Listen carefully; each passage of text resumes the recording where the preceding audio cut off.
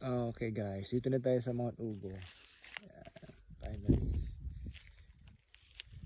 Ganda ng view.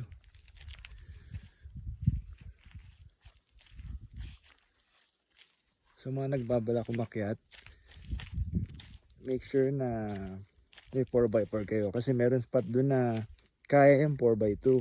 Pero nung bago na kami dumating dito, merong mga bato, loose gravel.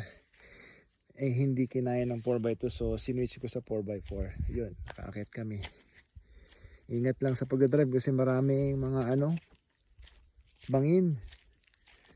O tsaka sa silinyador mo, tsaka layo kayo sa mga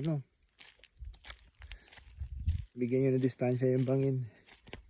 Kasi may harap. O one time, mapasarap kayo sa silinyador. Eh, kayo'y naging kwento. Ayan o.